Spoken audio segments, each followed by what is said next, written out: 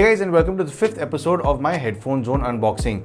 I have tested KZ Acoustics before. I tested the KZ ZS10 Pro and they did leave me quite impressed, which does get my hopes up for these. So let's jump straight in with these and their build.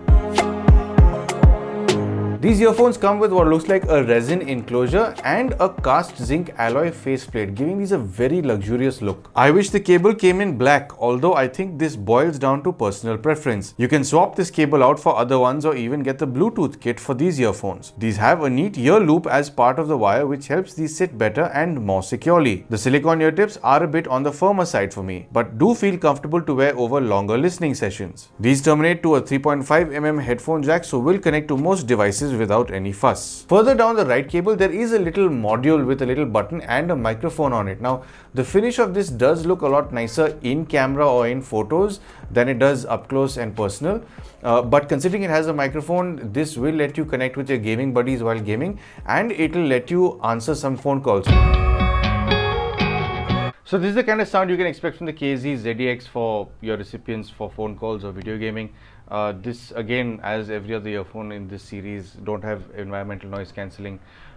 This little microphone that is way down here, I think is standard across the other KZs that I'll be checking. So I think it's the same microphone, it's the same component. So I expect them all to sound very similar. But this should give you an idea as to how this sounds in general.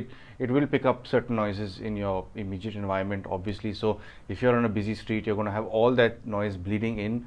So these may not be the best for some phone calls, like some TWS earphones have the environmental noise cancelling. These don't come with it for obvious reasons. They are analog earphones. But anyway, I do hope this audio demo has given you a better understanding of these earphones and perhaps given you a better idea about a purchase decision. This comes with not one but two drivers. One is a 10mm dual magnetic dynamic driver and the other is a 6.8mm electrostatic driver. I always thought that electrostatic drivers were reserved for only high-end equipment, so it's a real pleasant surprise to see that they've made their way down to these little earphones. And these are also fairly easy to drive with a low resistance of just 25 ohms. These do have a stage that's slightly more expansive than the other IEMs that I have used. They also do tend to have a slight vertical stage if you're listening to a good recording. And some tones do give the illusion of coming at you from slightly further out of the earphones. Imaging on these is fairly terrific. You are able to tune into any nuance you'd like to listen to.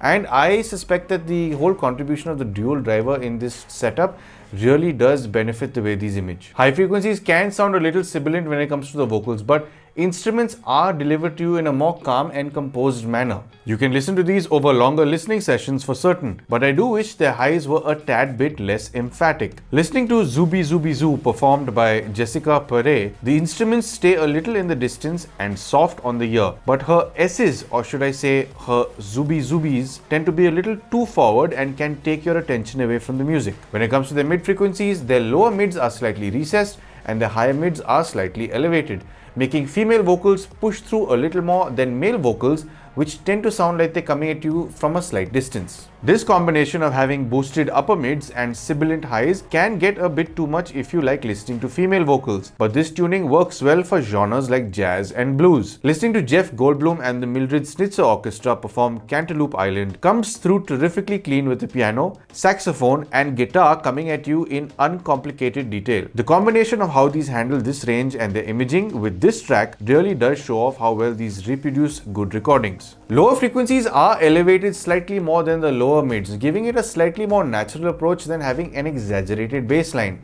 If you listen to acoustic music, this kind of tuning works very well. Then again, these drivers didn't sound like they were lacking if you try and tweak them. So I did try and use an EQ with these. If you are into using EQs, these can very easily handle more of a boosted bass without losing form and still be well structured. Listening to an old favorite of mine, Cafe de Flore by Dr. Rocket on these, didn't give me much confidence in how these handle bass heavy tracks until I tried tweaking this range. So I did try these out with a few EQ tweaks and they did not disappoint. I wouldn't say they're great for dance music for bass heads, but they are almost there, provided you EQ them right. So to sum up, when it comes to their build, these things swing way above their weight. They seem way more premium than they are. In fact, when I first opened the box, these specific earphones stood out a lot more than the other earphones. I did think that these cost at least 4 or 5 times the price of the other earphones, but somehow they don't. And the one thing that I don't like is the coloring of the cable, but I guess it's a matter of preference. The material on the cable though is quite nice. It's a smooth finish, so I didn't have any weird dragging sound issues like I did with the Final Audio E1000 when I first tested those. This is fairly smooth, so even when it rubs against your shirt when you're turning your head around, there's no dragging or snagging noise with that. On a sound front, the fact that these even have electrostatics at this price is absolutely unbelievable. These image and stage really terrifically. Like I mentioned, they have a slightly more expansive stage than the other earphones that I've tested in this box. I can't really wrap my head around the fact that you get something that sounds as good as these at this price. Now, the one thing that I did find is these can be tweaked via EQ if you're into that. I know a lot of audiophiles don't like using equalizers, but if you're open to it, it's worthwhile tweaking it a little bit just to enjoy them a little more. The bass doesn't sort of lose too much structure when you elevate the bass. And that sibilant issue can be controlled a little bit when you drop the higher frequencies. All in all, the way they sound, the way they built, the fact that they've got an electrostatic driver is nothing short of amazing. And these are, I think, a really terrific pair of beginner IEMs. So let's get into how much they cost. So like, at the time of recording, they have an MRP of about 2,499, but they are being sold for 2,199 on headphonezone.in. And if you think these earphones are for you based on how I've described them and you would like to buy them, I am leaving a link down below in the description that has been provided by Headphone Zone. So if you've stayed this long, I do presume you like the content on my channel. And if you would like to support the channel, I'm sure you know exactly how to. And of course, thank you for tuning into Paul's POV for some sound advice.